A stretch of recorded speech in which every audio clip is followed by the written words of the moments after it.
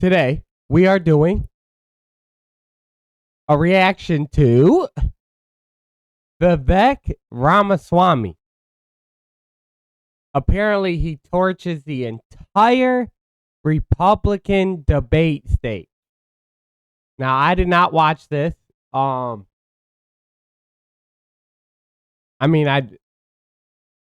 don't really have to put my political views out there, but if you know my channel, then you should probably already know I like Donald Trump. I don't give a fuck. Donald Trump is dope to me. I think he's got good policies, and I think he did great for this country.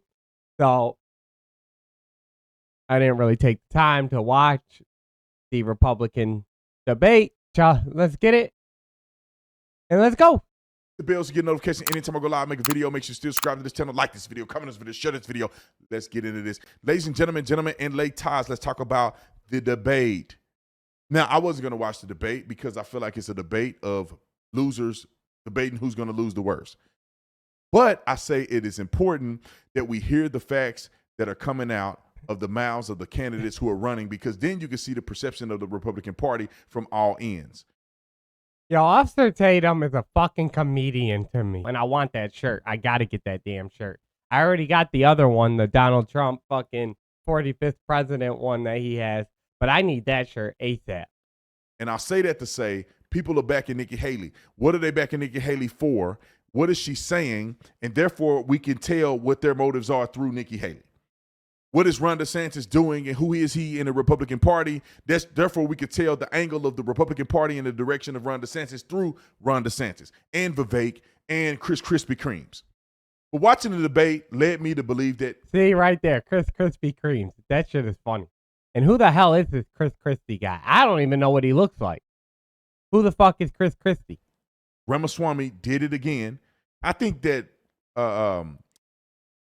Ramaswamy, you gotta cut this part. I forget. Can't think of your name. Ron DeSantis. We know that Ron DeSantis always is pretty solid. But Vivek Ramaswamy does it again because I feel like that he's uncensored and he's calling out these people who are complete whack jobs and they're lying to us and they're all fake and feckless, just like she is. I don't think she's a real person. She's a political pundit. She can be bought. You know, that was the whole entire reason. So I've never been into politics, y'all, ever. My entire life, I was not into politics. Like I couldn't name you. I didn't. Basically, let's put it like this: I didn't vote until 2016. Who did I vote for? Yes, I voted for Trump, even when everyone fucking hated Trump. But I didn't know anything about politics, right?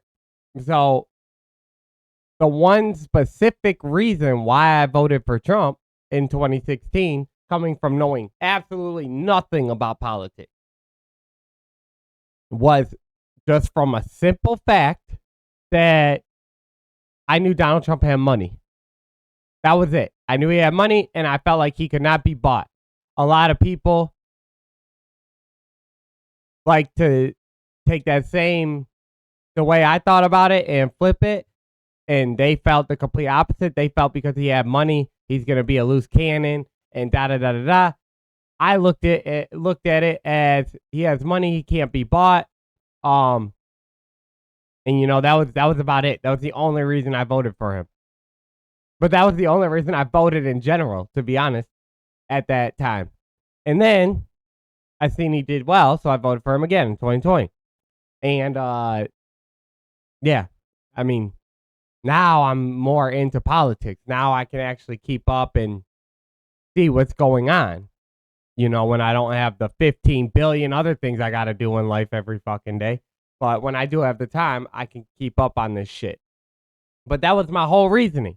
So to bring it back to the point at hand, I think that's why I like Vivek as well. Because Vivek can't, I don't really know too much about Vivek, but I do know that he gets up there, he speaks fucking facts. He's like going against the establishment, and I'm always the type of person that is down to go against. Like, I have a rebel mentality, y'all. I've always had a rebel mentality ever since I was a kid. Probably why I loved skateboarding so much. Probably why I was so wild growing up. I just have a rebel mentality. But now that I'm older, it's not like a kid rebel mentality. Now it's like I see what the fuck goes on, and now my views are more like, I wouldn't say Republican because I don't like the party system like that. I would say conservative. I have more like traditional, more conservative type of view.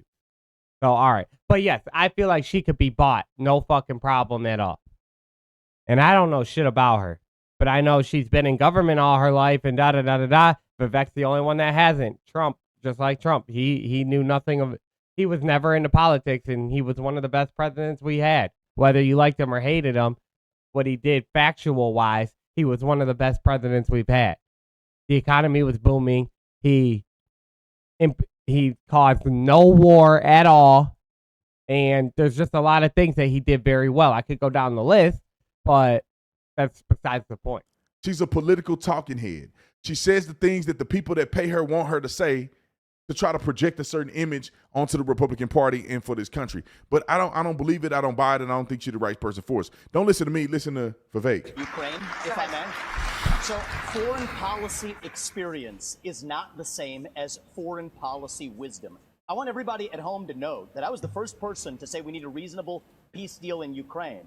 Now a lot of the neocons are quietly coming along to that position, with the exceptions of Nikki Haley and Joe Biden, who still support this, what I believe is pointless war in Ukraine. And I think those with foreign policy experience, one thing that Joe Biden and Nikki Haley have in common is that neither of them could even state for you 3 provinces in eastern Ukraine that they want to send our troops to actually fight for. Look at that. This is what I want people to understand. These she didn't say shit. Has no idea what the hell the names of those provinces are. She's got nothing to say. And our troops and our military equipment to go fight it. So reject this myth. Dang, why she look like that though?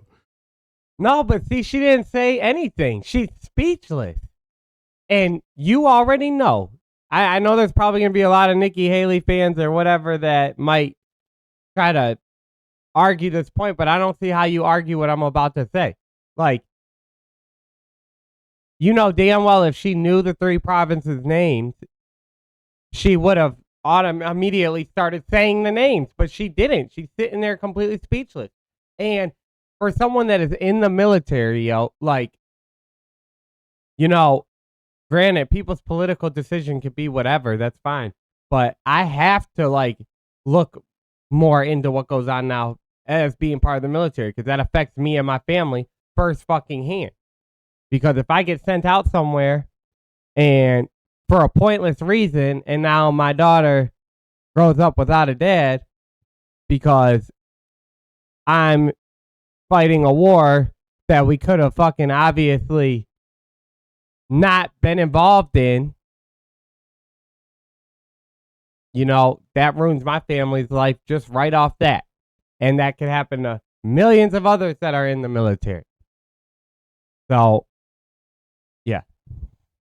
She was looking like, oh my God, I hope he don't actually ask me to answer the question of these provinces. Right, like she don't know. How do I avoid this? They've been selling you that somebody had a cup of coffee stint at the UN and then makes $8 million after, has real foreign policy experience. It takes an outsider to see this through. Look at the blank expression. She doesn't know the names of the provinces that she wants to actually fight for. And there's her puppet masters right there. The donors right there that are playing her like the puppet masters. Hold on. Let me tell you something. Look at this guy. Like every time I look at him, I'm like, I hope he don't stroke out on the TV. Because he looked like he uncomfortable. He's leaning on the podium. He ain't even standing up. He leaning on the podium. And he got he's just a very emotional dude. Oh, yeah. See, I'm just going to hold the mic like this, do reactions like this. That's no reasonable. That's not my deal. That's not my deal. Yes, it's exactly what you said. You do this at every debate. I'll tell you exactly what I want. Don't interrupt me. I didn't interrupt you. Okay? So this is the Chris Christie guy because again, like I said, I know nothing about the dude, but let's see what he's got to say. You say this, you do this at every debate. You go out on the stuff and you say something. All of us see it on video. We confront you on the debate stage. You say you didn't say it, and then you back away. And I want to say what? Exactly what I said, Chris. I'm not done yet. Well, this is now look. This is nonsense. It's not a spirit. This man is I'm not done yet.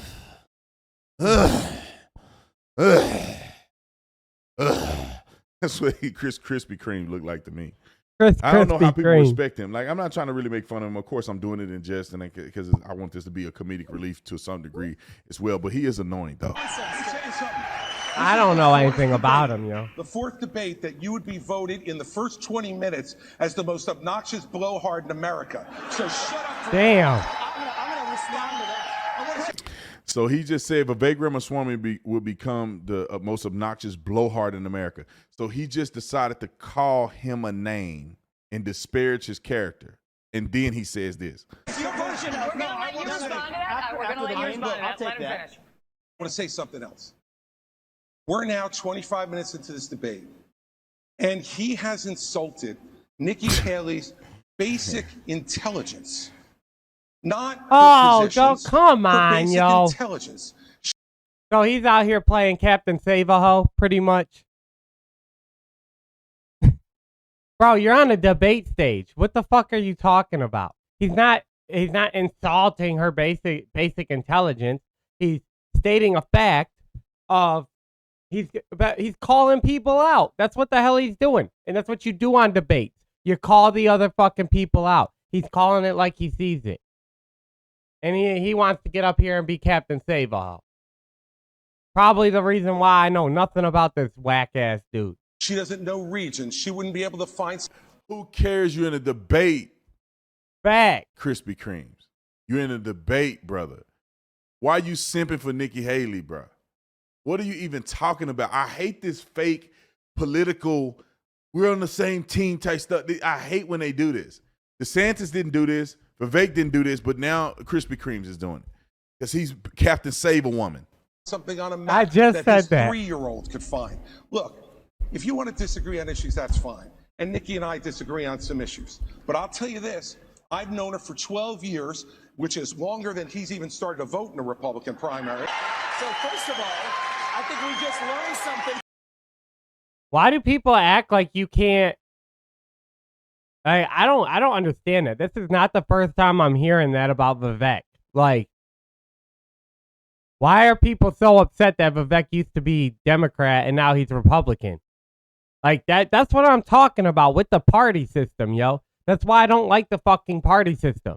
Because people only vote for their fucking party and people don't look at the policies of things anymore. They don't actually look at what affects people's lives. They don't look at what could better the world or what could better the country. They look at, oh, well, since I'm Republican, I'm just gonna vote Republican, and then it gets passed down to your family. Same thing with Democrat. But yet know nothing about nothing. You just vote that because people around you or people in your family have done it. And then for the people that do know stuff, a lot of them, not everybody, but a lot of people that maybe are into the political side of it, mainly vote off things like that because they like the responses and they like this and blah, blah, blah. But no one votes because of what could actually affect change and what could actually affect bettering this country and like the actual deep down policies of it. It's so wild. That is the exact reason why I don't like the party system. From Chris Christie, we learned three things. We learned three things right there. First of all, Chris Christie also doesn't know what provinces in eastern Ukraine he actually wants us to fight for. Chris, your version of foreign policy experience was closing a bridge from New Jersey to New York. So do everybody a favor, just walk yourself off that stage, enjoy a nice meal, and get the hell out of this. Enjoy a nice meal. Got him. Little skinny Vivek be talking mad noise, man. Yeah, he don't give a fuck. Be talking reckless. That's why I like he him. He be right though. He on point though, talking reckless on point. When it comes to Nikki, I think if you're going to actually send your sons and daughters to go die in somebody else's war, you better. Excuse me, Chris, I'm speaking, and I'm not done yet. I haven't heard a time when you aren't and we're going to be speaking. done. So listen up to this: is if these people want to send your sons and daughters. Didn't that Chris Christie guy, didn't he fucking bitch about Vivek trying to cut him off, and now he comes in here and starts to cut him off? To go die in Ukraine. They've been arguing for it for a year. $200 billion of our taxpayer money sent over. Neither of them could even name for you the provinces that they actually want to protect. And this is the people who have been touting their so-called foreign policy experience. It is intellectual fraud. These people are lying to you, the same people who told you about weapons and mass destruction in Iraq. To justify that invasion, didn't know the first thing about it, yet they sent thousands of our sons and daughters to go die. The same people who told you the same in Afghanistan, where the Taliban is still in charge 20 years later. $7 trillion of our national debt due to these toxic neocons. You could put lipstick on a Dick Cheney, it is still a fascist neocon. Thank you, today. Thank you, Mr. It's Dick Cheney all over again in this party. Thank you, Mr. Ramaswamy. Mr. Ramaswamy, you have said it was Mr. Ramaswamy irresponsible for Ambassador Haley to call Hamas's terrorist rampage an attack on America and for her to, quote, rabidly shout, finish them, end quote. The Hamas... Let me say this, because after listening to Vivek Ramaswamy's response, I see where he's coming from. I am on the train of radicalized theology when it comes to what Hamas did and how Israel should retaliate. But I do believe that Vivek gave a very succinct, powerful statement, and I'm going to let you listen to it. Terror attack left dozens of Americans dead and was the deadliest attack on Jews since the Holocaust. Why wouldn't it be a good thing to finish Hamas? Finish them was purposefully vague in a discussion that included Iran, which is what I objected to. And I think it's, as U.S. president, you have to be responsible. What happened to Israel was dead wrong. What Hamas did was medieval. It was subhuman. It was immoral. And we have to call that out for what it is on October 7th. But to say that that was an attack on America fails a basic test. I mean, Nick, if you can't tell the difference between where Israel is and the U.S. is on a map, I can have my 3-year-old son show you the difference. That is irresponsible because it has major consequences. Because you got a point. You got a point. That doesn't leave room for what actually is an attack on America. So I believe I have the strongest pro-Israel position actually on the stage, even though it's a little bit different than the standard GOP talking points. Now, see, he made a good point there. He goes on to talk about how he is the Okay, well, this video is already long enough, so I'm going to stop it there. I mean, to me, he made a lot of sense. He called out Nikki Haley and Chris Christie about not knowing the province's names in Ukraine. They didn't have a word to say about that. He has a point with this. I mean, it's as simple as that. He has a point with that. And like I said, stuff like that affects me personally because I'm in the military, you know? And, you know, what's better than not wanting war? I don't think anyone wants war. Like, but there's a lot of politicians that want war because they're not sending their people out there. They're not sending their kids. Their kids aren't fucking in the military. Their kids aren't going out there. It's people like us that are going out there. Yes. Did I sign up for the military? Yes. Am I bitching about it? No. I'm just simply saying, you know, there's a lot of things that could be done despite just automatically going to war. And now each situation is different. I don't really like to talk about the whole Israel and Hamas situation only because of the fact that, like, I have not been to either one of these places. So I feel it's not my right to speak on this. And I don't really have to give my views on that type of situation. What I say, my whole thing is I'm for the Bible. Yeah, I just want all people. I don't want to see so many people dying, and that's kind of why I like what Donald Trump is saying. You know, Trump's position on it is let's end this fucking war. I agree with that. So that is what it is. But yeah, with that being said, political EV is now leaving the fucking building. So let me know your opinions down below. Let me know what you think, and I will catch y'all on the next one. Peace.